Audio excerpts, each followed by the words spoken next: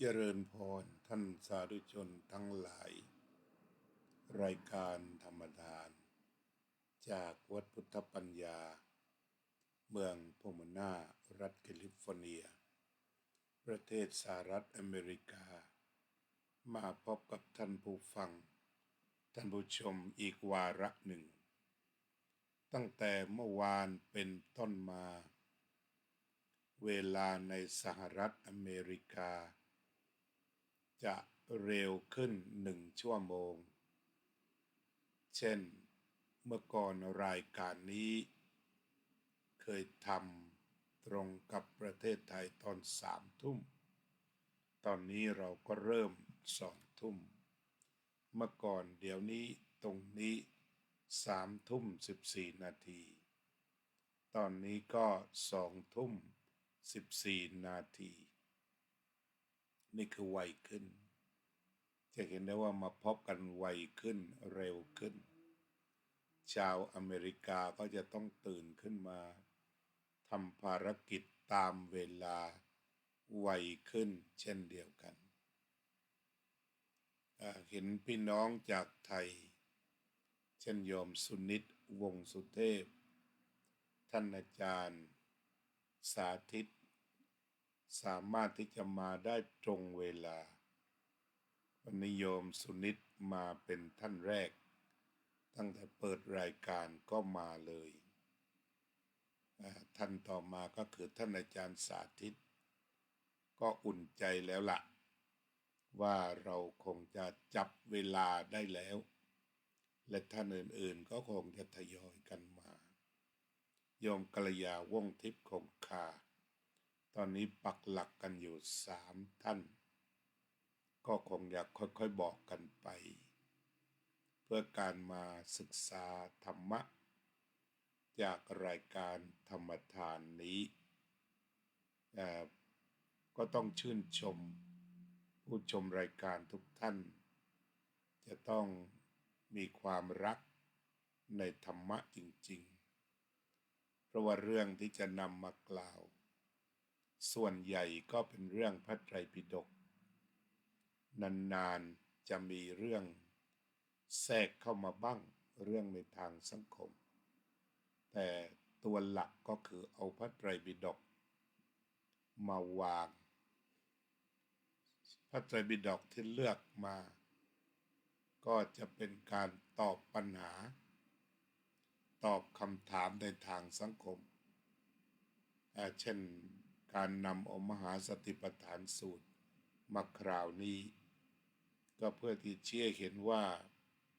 สิ่งที่พระพุทธเจ้าสอนมาตรงและเข้าใจได้เลยโดยไม่ต้องไปอธิบายให้มากมีอยู่แล้วก็บอกวิธีปฏิบัติในแต่ละข้อมากมายอันนี้พระองค์ก็เคยสอนพวกเราไว้อีกในโพชฌงค์ 7คือเส้นทางที่จะตรัสรู้นั่นก็คือได้พูดถึงเรื่องธรรมวิจยะ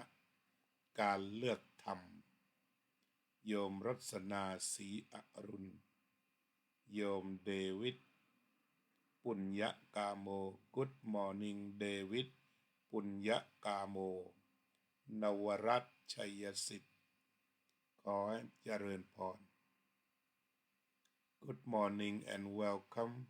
David Punyakamo Welcome to the program Gift of Dhamma overcomes all gift or giving Dhamma overcome all giving วันนี้เราก็จะพูดถึงชุดสุดท้ายพูดถึงกระดูกการพิจารณากายโดยตรงในพระพุทธเจ้าให้พิจารณาซากศพประเภทต่าง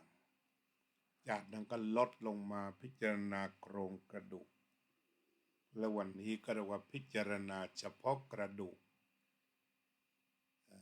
ในการพิจารณากายจะมี3 ชุดใหญ่เริ่มต้นตั้งแต่การอานาปานสติไปก่อน พูดถึงอิริยาบถพูดถึงธาตุตอนนี้ก็มาถึงชุดป่าช้า9ก็จะแบ่งเป็น3กลุ่มกลุ่มแรกเป็นซากศพกลุ่ม2ก็เป็นกระดูกติดเนื้อกระดูกไม่ติดเนื้อกระดูกที่ขาวโพลน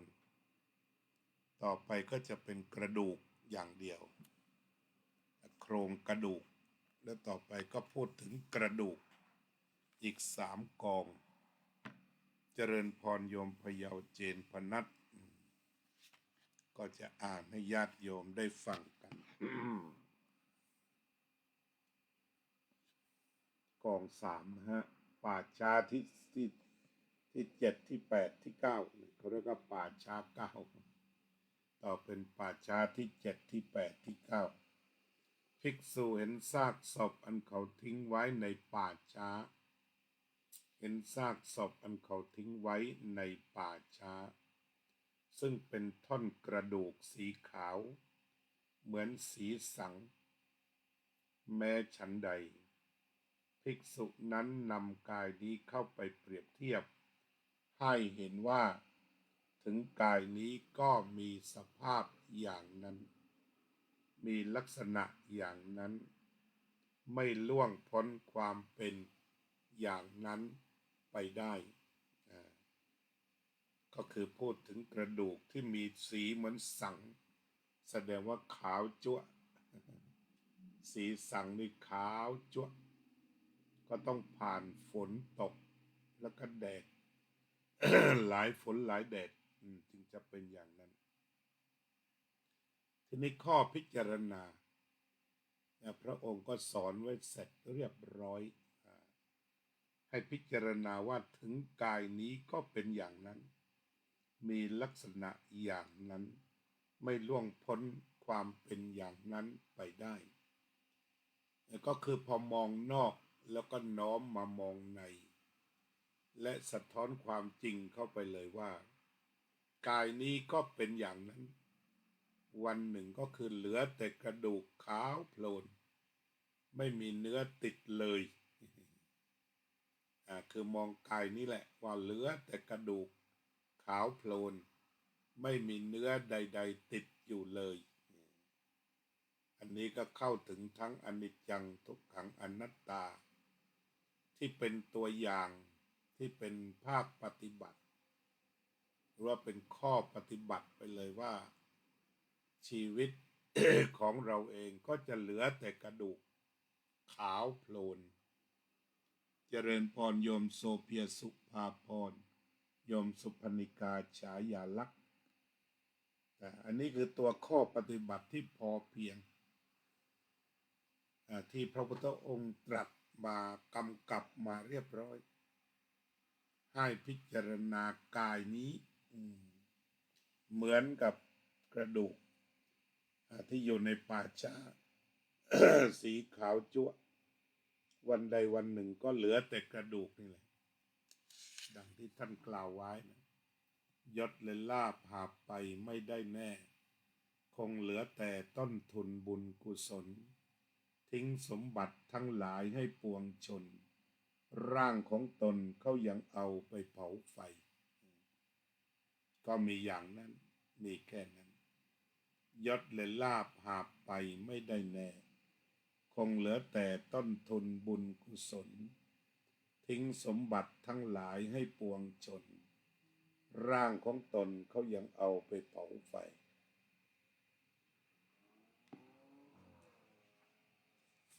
ตัวพิจารณาก็คือพิจารณาว่าเหมือนแล้วก็จริง ถ้านำไปทิ้งแล้วก็จะเป็นอย่างนั้นเนื้อต่างๆหลุดออกไปเส้นเอ็นหลุดก็จะเหลือแต่กระดูกขาวโพลนด้วยวิธีนี้ภิกษุพิจารณาเห็นกายในกายอยู่พิจารณาเห็นกายภายในอยู่พิจารณาเห็นกายภายนอกอยู่หรือพิจารณาเห็นกายในกายทั้งภายในและภายนอกพิจารณาเห็นธรรมเป็นเหตุเกิด ในกายอยู่พิจารณาเห็นธรรมเป็นเหตุเกิดเป็นเหตุดับในกายอยู่หรือพิจารณาเห็นทั้งธรรมเป็นเหตุเกิดทั้งธรรมเป็นเหตุดับในกายอยู่หรือว่าภิกษุนั้นมีสติปรากฏอยู่เฉพาะหน้าว่ากายมีอยู่ก็เพียงเพื่ออาศัยเจริญญาณ เจริญสติเท่านั้นไม่อาศัยตัณหาและทิฏฐิไม่ยึดมั่นถือมั่นอะไรในโลกภิกษุทั้งหลายภิกษุเห็นกายในกายอยู่อย่างนี้แลนะก็คือพิจารณาเห็นกายในกายภายในเช่นดูลมหายใจพิจารณาเห็นกายในกายภายนอกในที่นี้ก็คือเห็นกระดูกเต็มที่เลยและต่อจากนั้นพิจารณาเห็นกายทั้งภายในและภายนอกอยู่เห็นภายในด้วยแล้วก็เห็นภายนอกด้วยคือกลับมาหาอานาปานสติเห็นอนิจจังทุกขังอนัตตาแล้วก็เห็นกระดูกนั้นก็เรียกว่าเป็นภายนอกแล้วน้อมมาสู่ภายในทีนี้พิจารณาธรรมที่เกิดในภายในเช่นพิจารณาธาตุแล้วก็ธาตุหมดหน้าที่ก็ต้องดับไปเกิดขึ้นจากธาตุเมื่อธาตุทำงานดีอยู่ต่อธาตุทำงานไม่ดีก็ดับหรือว่าพิจารณาธาตุทั้งสี่หรือลมเป็นเหตุเกิดแห่งกายนี้เมื่อมีลมอยู่เห็นกายในกายภายในตัวนี้เป็นเหตุแล้วก็เมื่อลมหยุดก็เป็นเหตุให้ดับให้กายนี้ต้องแตกสลายนั้นเราสามารถจับแม้ว่าจะเป็นอิทัปปัจจยตาของดินน้ำไฟลมแต่เราจับลมได้เลย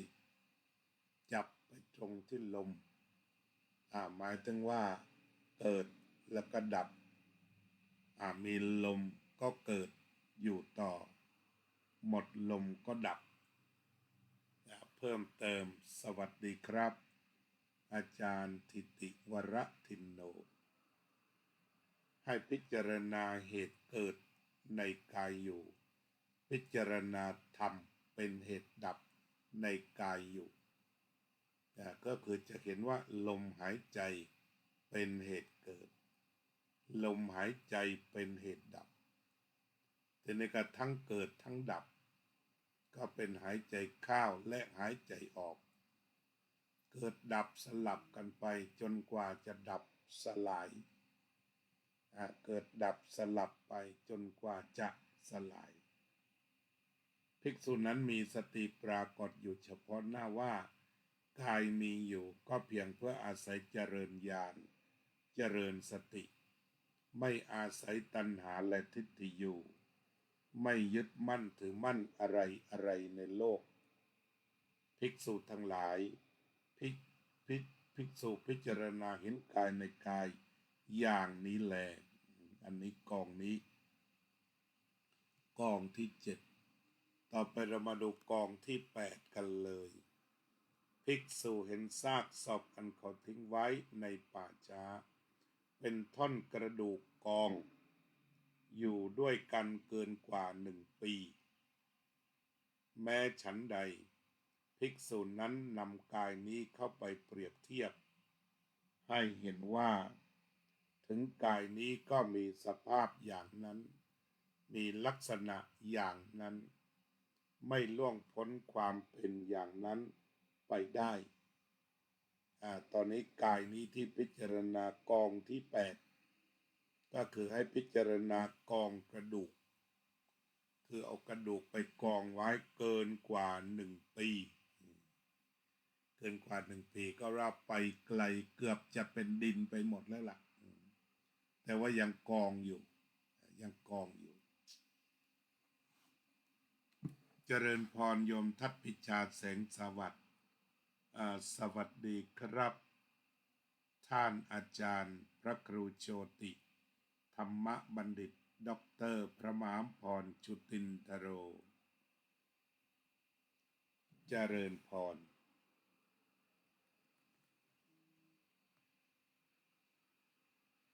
ด้วยวิธีนี้ภิกษุพิจารณาเห็นกายในกายอยู่พิจารณาเห็นกายในกายภายนอกอยู่พิจารณาเห็นกายในกายทั้งภายในทั้งภายนอกอยู่พิจารณาเห็นธรรมเป็นเหตุให้เกิดภายในอยู่พิจารณาเห็นธรรมเป็นเหตุดับในกายอยู่หรือพิจารณาเห็นทั้งธรรมเป็นเหตุเกิดทั้งธรรมเป็นเหตุดับในกายอยู่หรือว่าภิกษุนั้นมีสติปรากฏอยู่เฉพาะหน้าว่ากายมีอยู่เพียงเพื่ออาศัยเจริญญาณเจริญสติไม่อาศัยตัณหาและทิฏฐิไม่ยึดมั่นถือมั่นอะไรในโลกภิกษุทั้งหลายภิกษุพิจารณาเห็นกายในกายอย่างนี้แหละอันนี้เรียกว่าเป็นกองที่อาศัยกองกันอยู่เกิน10 ปีนะที่นำมากองอยู่เกิน10 ปีอันนี้เหตุการณ์ในป่าช้าผีดิบในอินเดียนั้นมีป่าช้าผีดิบและป่าช้าผีสุกป่าช้าผีสุกก็ที่เผาชาวอินเดียจะเผาตามริมแม่น้ำโดยเฉพาะใฝ่ฝันกันว่าจะถูกเผาริมแม่น้ำคงคาแล้วได้ลอยอังคารไปตามแม่น้ำคงคาภิกษุพิจารณาซากศพที่เขาทิ้งไว้ในป่าช้า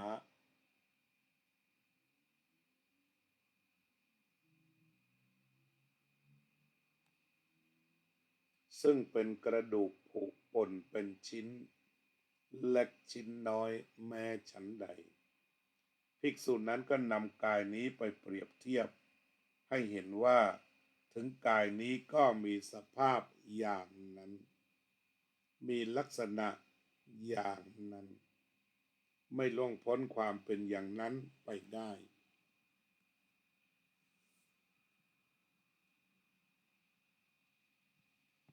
ด้วยวิธีพิจารณาด้วยวิธีนี้ภิกษุพิจารณาเห็นกายในกายอยู่พิจารณาเห็นกายภายในอยู่พิจารณาเห็นกายในกายภายนอกอยู่หรือพิจารณาเห็นกายในกายทั้งภายในทั้งภายนอกอยู่พิจารณาเห็นธรรมเป็นเหตุเกิดในกายอยู่พิจารณาเห็นธรรมเป็นเหตุดับในกายอยู่หรือพิจารณาเห็นทั้งธรรมเป็นเหตุเกิดทั้งธรรมเป็นเหตุดับในกายอยู่หรือภิกษุนั้นมีสติปรากฏอยู่เฉพาะหน้าว่ากายมีอยู่ก็เพียงเพื่อเจริญญาณเจริญสติเท่านั้นไม่อาศัยตัณหาและทิฏฐิและไม่ยึดมั่นถือมั่นอะไรในโลกนี้ภิกษุทั้งหลายภิกษุพิจารณาเห็นกายในกายอย่างนี้แลอันนี้กองสุดท้ายก็คือถูกป่นเป็นชิ้นผุป่นเป็นชิ้นเล็กชิ้นน้อยนี่ก็คือความละเอียดละออของการที่พระพุทธองค์ทรงแสดงธรรมที่จะนำไปสู่ความหลุดพ้นเช่นพิจารณากายนี้เรียกว่าเป็น9 กองเลยตั้งแต่กายที่ผุพองเปื่อยเน่าแล้วก็เหลือแต่กระดูกโครงกระดูกแล้วต่อไปก็เป็นชนิดกระดูก กระดูกขาวแต่กระดูกที่กองอยู่เกิน10 ปีแล้วก็กระดูกที่ป่นกระจัดกระจายไปทั่วจุดหมายของการพิจารณาธรรมเช่นนี้ก็อยู่ที่อนิจจังทุกขังอนัตตาในทุกขั้นตอนเพื่ พื่อที่จะให้พิจารณาถึงกายภายนอกบ้างก็คือบรรดาซากศพโครงกระดูกและมาถึงกระดูกในตัวซากศพเองกระดูกหรือโครงกระดูกก็เป็นเรื่องที่แสดงชัดบอกชัดถึงอนิจจังทุกขังอนัตตาเช่นว่า3 วันนี้ก็น้ำเหลืองย้อยแล้วเพียง3 วันเพียง7 วันถ้าวางเอาไว้นี่ก็เนื้อเริ่มหลุด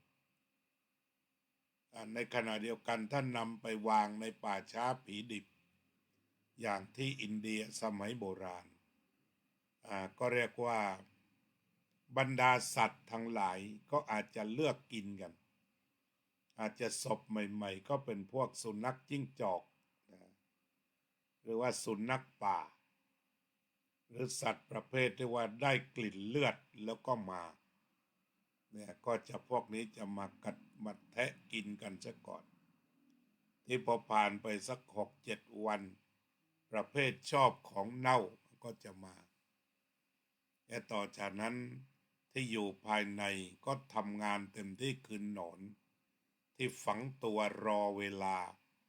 ให้เหตุปัจจัยมีเยอะก็จะทำงาน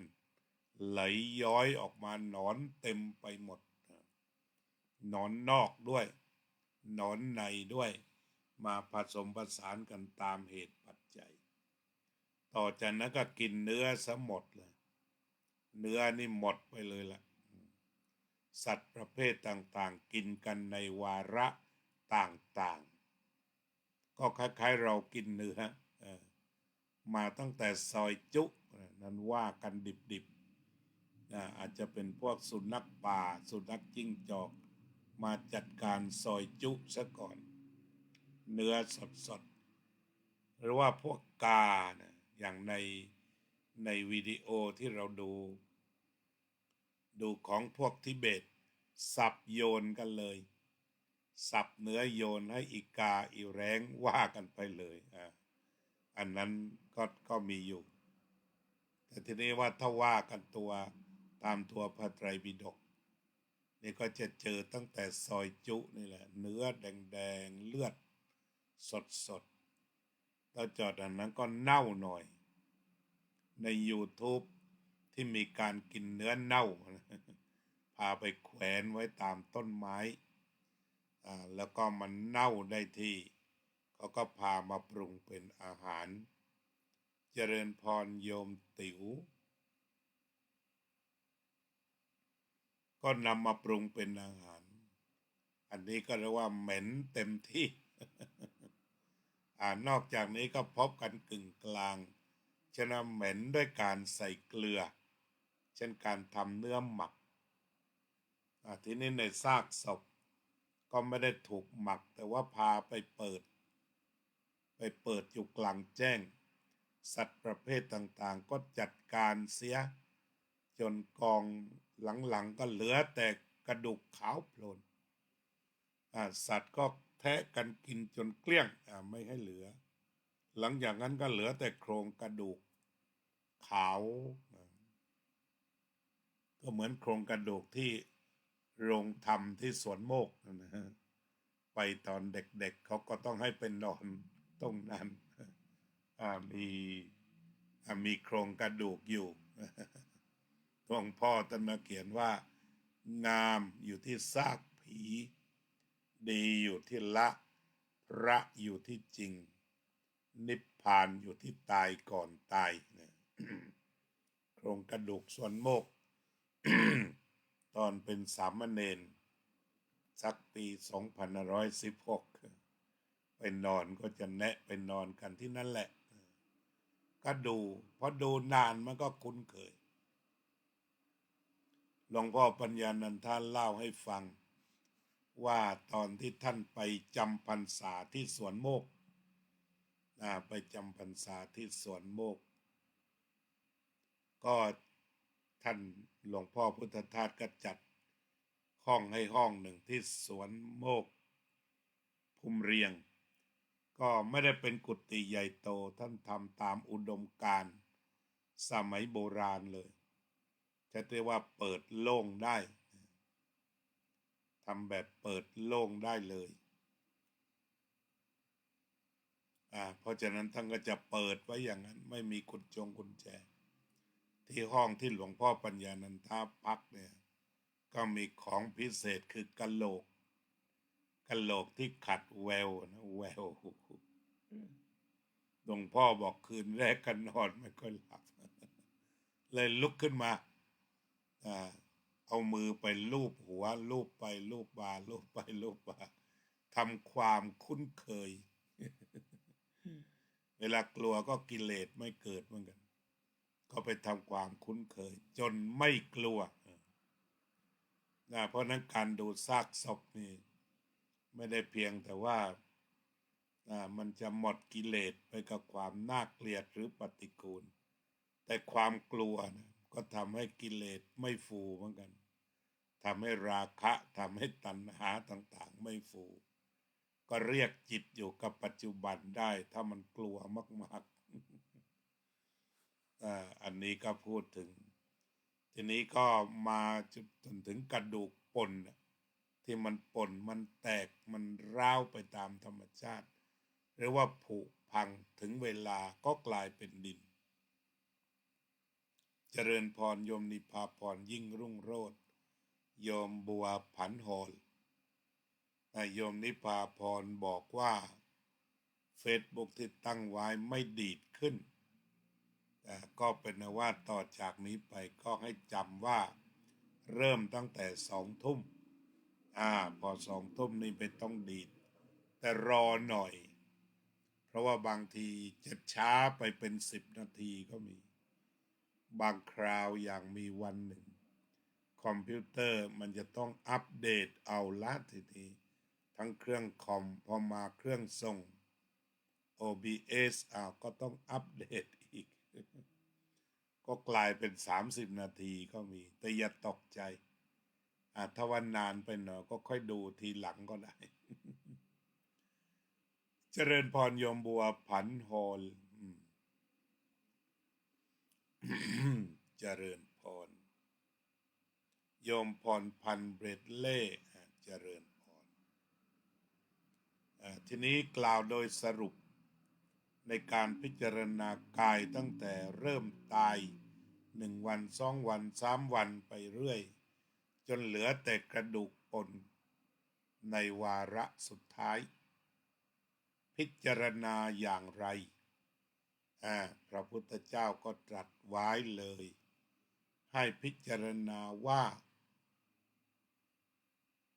ซากศพนั้นกระดูกนั้นโครงกระดูกนั้นเป็นอย่างนั้นเราก็จะต้องเป็นอย่างนั้นล่วงพ้นความเป็นอย่างนั้นไม่ได้ไปเห็นซากศพแล้วก็กลับมาดูเราดูซากศพแล้วก็มาจบที่เราดูกระดูกป่นดูกระดูกขาวดูกระดูกกองก็กลับมาบอกกับเราว่าเนี่ยซากศพเป็นอย่างนั้นและเราก็จะต้องเป็นซากศพนั้นเมื่อก่อนเรามีเรือนร่างเหมือนอย่างเจ้าอีกไม่นานเจ้าเหมือนเราต้องเน่าแน่ปวงสังขารเกิดดับสลับแปรตายแน่แท้ทิ้งร่างทับกับผืนดินอันนี้ก็เป็นบทกวีที่ท่านไผ่ร้ายก่อเสียแล้วเขียนให้อาตมาก็รู้สึกว่าประทับใจใช่เลยทุกครั้งโยมลองดูเถอะเราก็จะได้มรณานุสติอย่างนี้ไปถึงก็จุดธูป1 ดอกหน้าโลงศพนั่งสมาธิสักครู่แล้วจะได้ยินเสียงศพทักทายท่านว่าเมื่อก่อนเรามีเรือนร่างเหมือนอย่างท่านอีกไม่นานท่านเหมือนเราต้องเน่าแน่อันสังขารเกิดดับสลับแปรตายแน่แท้ทิ้งร่างทับกับผืนดิน จุดสำคัญก็คือให้เปรียบเทียบการเปรียบเทียบนี้จะเกิดปัญญาศึกษาเปรียบเทียบนี่คือตัวปัญญาที่พระพุทธเจ้าให้ไปเปรียบแต่ที่ความเปรียบนี้มันไม่ได้อุปมาเฉยๆมันคือตายจริงตายแน่อย่างนั้นแน่ทีนี้ความเป็นอย่างนั้นป้องศพตั้งแต่ศพเน่าชนิดต่างๆมาโครงกระดูกตลอดถึงกระดูกป่นล้วนแสดงธรรมอยู่ทุกเมื่อเชื่อวันว่าอนิจจตาทุกขตาอนัตตาไม่เที่ยงทนอยู่ไม่ได้ร้ายตัวตนเปลี่ยนแปลงทนอยู่ไม่ได้ร้ายตัวตนอนิจจังทุกขังอนัตตาต่อไปทำไมเป็นอย่างนั้นเราก็ว่าถึง9 ตาอนิจจตาไม่เที่ยงทุกขตาทนอยู่ไม่ได้อนัตตาร้ายตัวตนธรรมะทิตตามันต้องเป็นอย่างนั้นทุกคนไม่มีข้อยกเว้นธรรมนิยามตาคือธรรมะกำหนดมาให้แล้วหนีไม่พ้นจะหนีไปไหนก็หนีไม่พ้นก็จะต้องมาถึงสภาวะสลายไม่ว่าจะฝังแบบโอฬารยังไงสุดท้ายผ่านไป1 ปี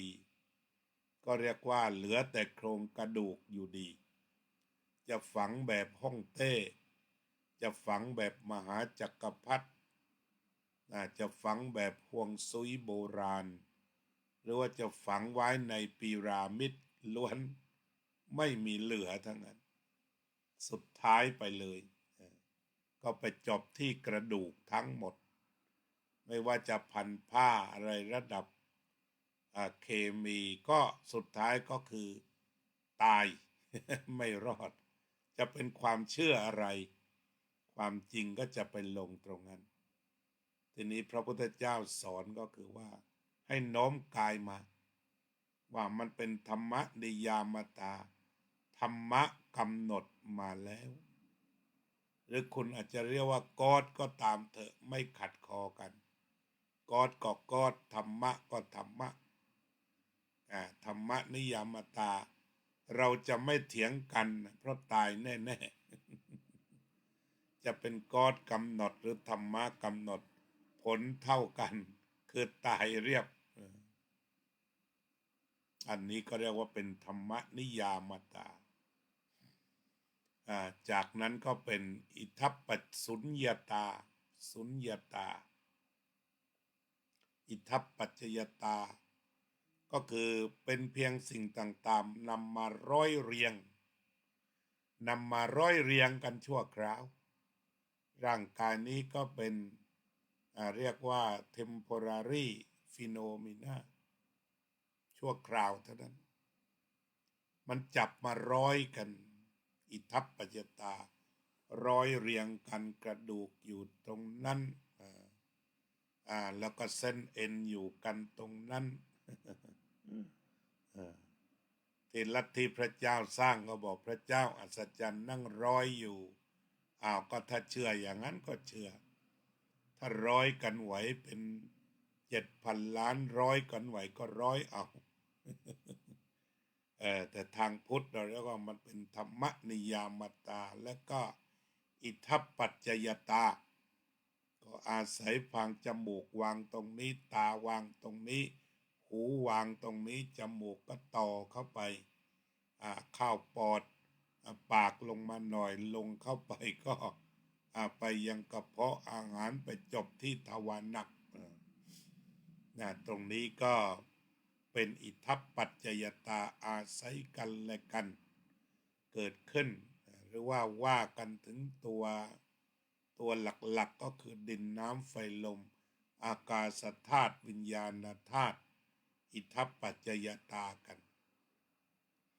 ว่าถึงขันธ์ห้ากับรูปเวทนาสัญญาสังขารวิญญาณก็ล้วนแต่มองด้านไหนก็เป็นอิทัปปัจจยตาเมื่อสิ่งนี้มีสิ่งนี้ก็มี สิ่งนี้ไม่มีสิ่งนี้ก็ไม่มีมันก็เป็นอิทธัปปัจจยตาอยู่อย่างนั้นไม่เป็นอย่างอื่นที่อิทธัปปัจจยตานี่มันมาจากไหนมาจากสุญญตาทุกจุดในชีวิตเป็นสุญญตาคือมันต้องว่างถ้าไม่ว่างนี่มันจะเป็นอิทธัปปัจจยตาไม่ได้เพราะว่าว่างเพราะสุญญตาจึงเป็นอิทธัปปัจจยตาที่นั่นมันอุดแน่นไปหมดมันก็ได้แค่หุ่นกว้างๆนั่นเองจะไม่พริ้วเพราะมันมีสุญญตามันจึงพริ้วแล้วมันก็มีอากาศธาตุคือมีช่องเหล่านี้ก็อาศัยสุญญตาสุญญตาที่แปลว่าว่างเนี่ยมันมีความสำคัญกับชีวิตเหลือเกินจะห้องจมูกก็ต้องว่างพอปากก็มันต้องว่างพอโยมจิรารัตน์เกียรติสันติคุณแล้วก็เส้นเลือดต่างๆต้องว่างนะอุดไม่ได้ขัดไม่ได้เกิดเรื่องทันทีจะต้องว่างที่อยู่ก็ต้องว่างห้องน้ำก็ต้องว่างแม้แต่น้ำที่อาบมันก็ต้องว่างนะถ้าไม่ว่างไปไม่ไหวนี่ทุกอย่างมันว่างในชีวิตทุกจุดมันเป็นสุญโญมันเป็นสุญโญเลยปณิสสัตโตนิชีโวสุญโญไม่ใช่สัตว์ไม่ใช่บุคคลไม่ใช่ตัวตนไม่ใช่เราไม่ใช่เขามันว่างไปซะหมดเรียกว่าสุญญตาพอเป็นสุญญตาก็จะเป็นตัทตาทีนี้สุดท้ายก็คือมันเป็นความจริงสูงสุดละจริงแบบเนี้ยจริงที่ตาต่างๆทำงานดีและสุดท้ายอตัมมยตายังไงก็ไม่เอาตายปุ๊บก็ไม่เอาอยู่แล้วอตัมมยตาแล้วไม่เก็บศพไว้แล้ว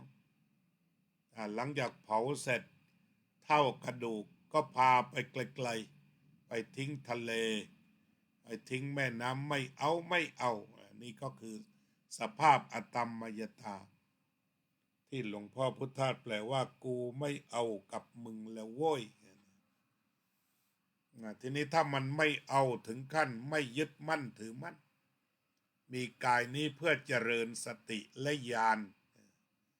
พระพุทธเจ้าจึงตรัสว่าแล้วอยู่ไปทำไมเกิดมาทำไมก็มีเหตุปัจจัยให้เกิดอยู่ไปทำไมถ้าตอบด้วยสติปัฏฐานก็อยู่เพื่อเจริญญาณไม่ได้อยู่เพื่อตัณหาไม่ได้อยู่เพื่อทิฏฐิคือไม่ได้อยู่ตอบสนองความเห็นของใครไม่ได้อยู่เพื่อที่จะเพิ่มตัณหาให้มันร่าร้อนแต่เป็นไปเพื่อญาณและก็สติเจริญสติเจริญญาณไปเรื่อยๆชีวิตนี้ให้มีญาณคืออย่างรู้แล้วก็มีสติถ้ายังไปไม่ถึงญาณก็ให้มีสติเอาไว้ก็รู้สิ่งทั้งหลายตามความเป็นจริงรู้กายภายนอกรู้กายภายในรู้กายทั้งภายนอกรู้กายทั้งภายในและน้อมเข้ามาว่าวันหนึ่งต้องเป็นเช่นนั้นล่วงพ้นความเป็นเช่นนั้นไปไม่ได้กายนี้มีไว้เพื่อเจริญญาณเจริญสติไม่ได้มีไว้เพื่อสนองทิฏฐิหรือตัณหาแต่ประการใดนี่คือทางอันบริสุทธิ์ที่จะเดินไปสู่พระนิพพานหรือเดินไปสู่ความสงบร่มเย็นเพราะว่าโลกปัจจุบันมองไปภายนอกก็รบกันด้วยทิฏฐิจิตไม่ได้สงบทิฏฐินั้นเป็นอย่างนั้นทิฏฐินี้เป็นอย่างนี้ทิฏฐิโน้นเป็นอย่างโน้นหาความสงบไม่พบเพราะว่าทิฏฐิมันตีกันดังนั้นก็ถอนทิฏฐิแล้วก็เห็นตามความเป็นจริงเห็นธรรมเป็นเหตุเกิดเห็นธรรมเป็นเหตุดับ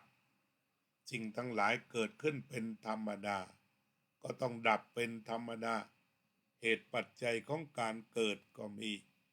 เหตุปัจจัยของการดับก็มีนอกนั้นไม่มีอะไร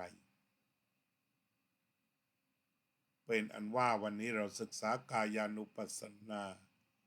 ในส่วนครบถ้วนสมบูรณ์เราก็เลือกเจริญภาวนากันสัก2 นาที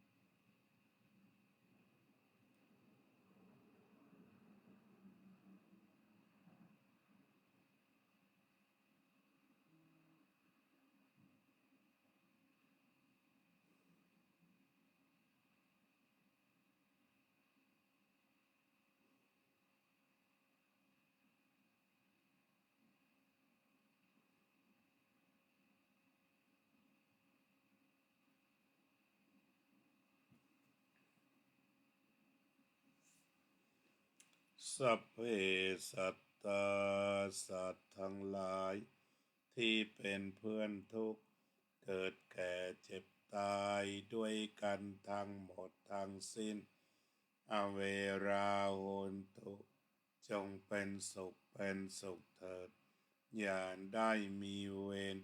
แก่กันและกันเลยอัพพยาปัจจาโหนตุจงเป็นสุขเถิดอย่าได้พยาบาทเบียดเบียนซึ่งกันและกันเลยอนิฆาโหนตุจงเป็นสุขเถิดอย่าได้มีความทุกข์กายทุกข์ใจเลยสุขีอัตตานัง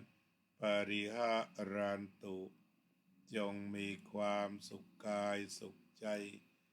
รักษาตนให้พ้นจากทุกข์ภัยทั้งสิ้นเถิดอภิวายทนาสิลิสะนิจจังวุธาปจายโนยัตตารโรธรรมาวัฏฏันติอายุวันโนสุขังภะลัง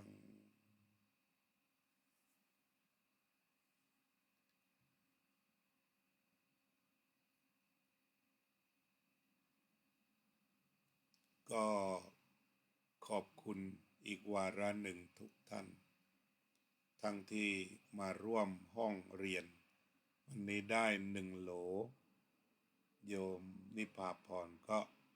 ร่วมกันแผ่เมตตาโยมน้อยโยมกัลยาร่วมภาวนา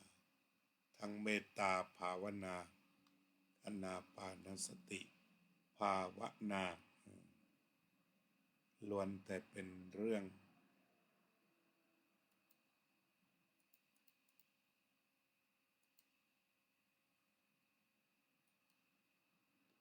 ที่มีความสำคัญด้วยกันอย่างยิ่ง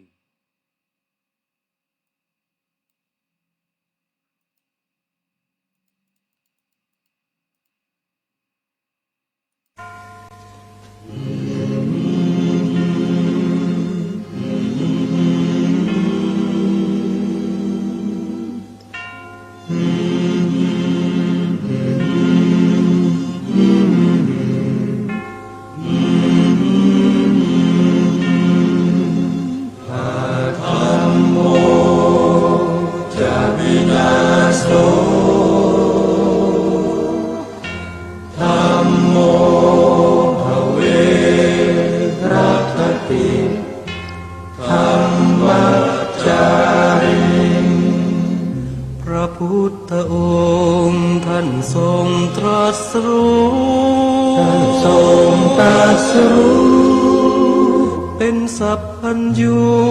ตรัสสอนความจริง ตรัสสอนความจริงว่าธรรมะย่อมชนะทุกสิ่ง เป็นที่พึงพิงแก่ผู้ประพฤติชอบธรรม ธัมโมจะวินาโสธัมโมภเวรัคติธัมมัจจาริงอำนาจใดๆก็ตาม ย่อมถึงความพินาศถ้าขาดธรรมะประจำ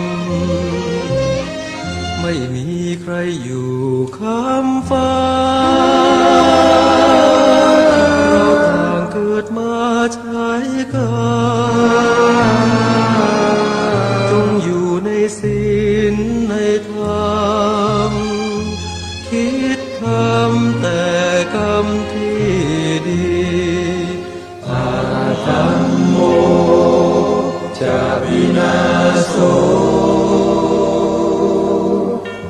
ธัมโมภเวรัคติธัมมัจจาริง